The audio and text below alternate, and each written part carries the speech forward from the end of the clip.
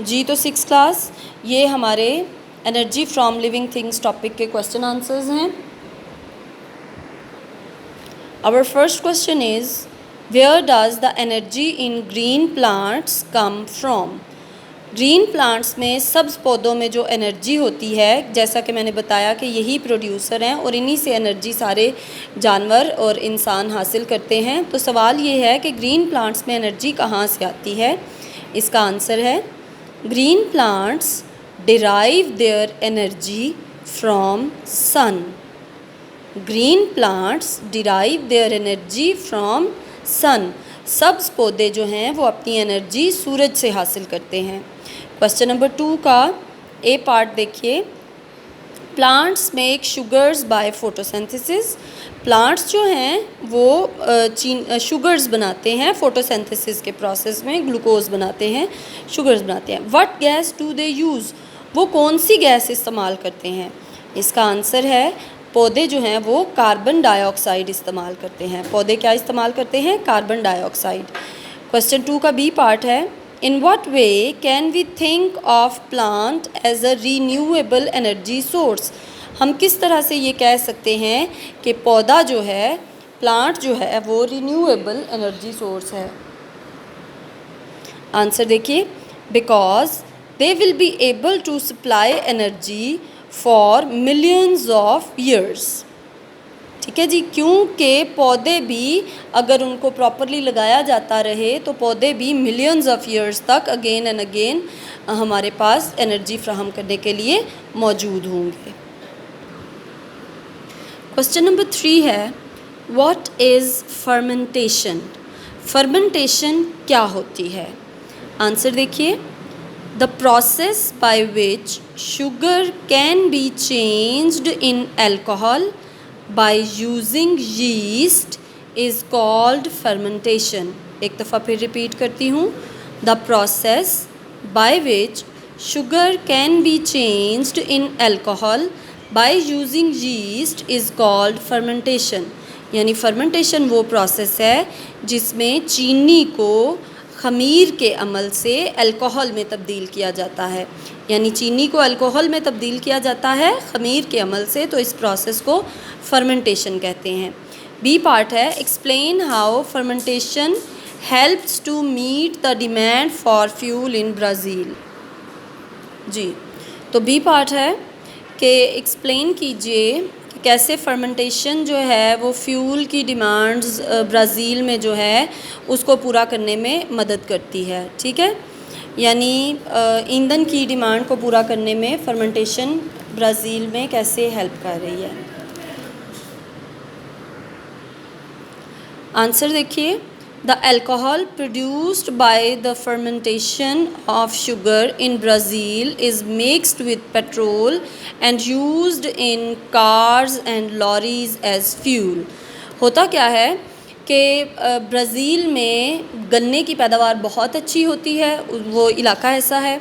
तो वो जो गन्ना है उससे वो जो शुगर हासिल करते हैं, मोलेसिस बनाते हैं, उसको वो फर्मेंटेशन प्रोसेस के ज़रिए उससे अल्कोहल बनाते हैं और इस अल्कोहल को मिक्स करते हैं पेट्रोल के साथ, तो वो एज़ पेट्रोल यूज़ होता है, एज़ फ्यूल यूज़ होता है। ठीक है जी, तो पेट्रोल की फिर ज़ाहिरी बात है डिमांड कम हो जाती है क्योंकि वो अल्कोहल यूज़ कर लेते हैं as fuel in cars and lorries, transport में वो यूज़ कर लेते हैं। तो इस तरह से उनकी फ्यूल की जो डिमांड है वो फर्मेंटेशन की मदद से पूरी हो जाती है।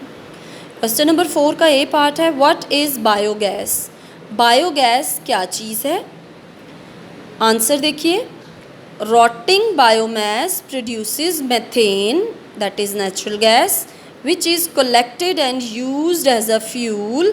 This gas is called biogas. यानी वो वाली मेथेन गैस जो रॉटिंग बायोमास से हासिल होती है उसे हम बायोगैस कहते हैं।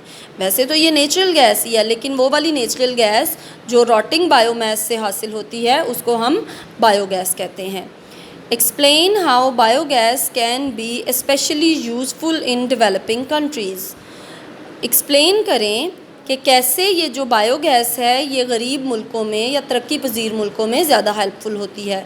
बेटे ये बड़ी सीधी सी जनरल सा ये क्वेश्चन है। आप देखिए कि हमारे मुल्क में बहुत सारे गाँवों में सुई गैस नहीं पहुंचाई गई है, नेचुरल गैस मौजूद नहीं है, लोग लकड़ी जलाते हैं या किसी तरह से भी और वो अपनी ईंधन की ज़रूरत पूरी करते हैं। गाँव में ही आपको पता है कि जानवर ज़्यादा पाले जाते हैं। इन्हीं जानवरों का जो फुजलात हैं, जो मेन्योर है, उसको यूज़ कर लिया जाता है स्लरी की सूरत में, और उसको बायोगैस प्लांट में डाला जाता है और बायोगैस हासिल की जाती है, तो वही ईंधन के तौर पे इस्तेमाल हो सकती है। ठीक है, तो इसका आंसर देखिए, in developing countries biogas is collected and used as a fuel. Many villages all over the world have biogas generators. दुनिया में बहुत सारे गांव जो हैं तरक्की पजीर जगहों के, वहाँ पे बायोगैस के प्लांट्स या बायोगैस जनरेटर्स हैं।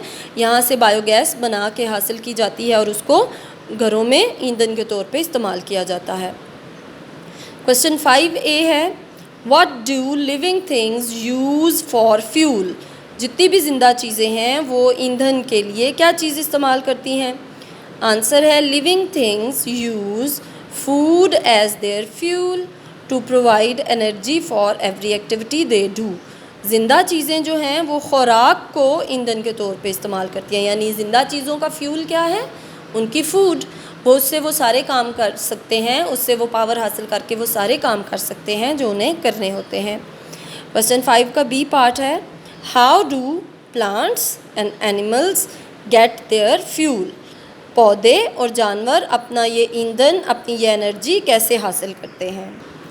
इसका आंसर है जी, plants make their own food during photosynthesis. Plants जो हैं वो अपनी फूड खुद बनाते हैं फोटोसिंथेसिस के ज़रिए। This process changes the energy in sunlight to food energy. ये जो प्रोसेस है इसमें क्या होता है, फोटोसिंथेसिस में क्या होता है कि जो सूरज की तवानाई है उसको खुराक की तवानाई में तब्दील किया जाता है। Animals get their food energy by eating other living things. और एनिमल अपने वो फ्यूल कहाँ से हासिल करते हैं, दूसरी ज़िंदा चीज़ों को खा के, जैसे पौधे खा के या दूसरे जानवर खा के। जैसे हम इंसान हैं तो हम भी या सब्जियां फल जो कि पौधों से हासिल होते हैं वो खाते हैं, या हम गोश्त खाते हैं जो कि जानवरों से हासिल होता है। ठीक है जी, तो इसका मतलब कि लिविंग थिंग्स दूसरी लिविंग थिंग्स को खा के अपना फ्यूल हासिल करती हैं। क्वेश्चन नंबर 5 का C पार्ट है, what is this fuel used for. ये जो फ्यूल है, ये जो फूड एनर्जी से हमारा फ्यूल है, ये किस चीज़ में इस्तेमाल होता है। This fuel is used to provide energy for every activity they do. ये जो फ्यूल है ये हर उस एक्टिविटी के लिए इस्तेमाल होता है जो भी ये चीज़ें करती हैं। ठीक है जी, यानी पौधे जो कुछ भी करते हैं उनमें भी उनकी एनर्जी यही इस्तेमाल होती है, और जानवर जो कुछ करते हैं उसमें भी वो यही एनर्जी इस्तेमाल करते हैं। बेटे इसके बाद क्वेश्चन नंबर 6 है आपकी बुक पे, वो स्किप्ड है, वो हम नहीं करेंगे। तो ये क्वेश्चन नंबर 5 तक आज आपका होमवर्क है, इसको बड़े अच्छे तरीके से नीट करके नोटबुक्स पे लिखिए और अच्छे से समझिए।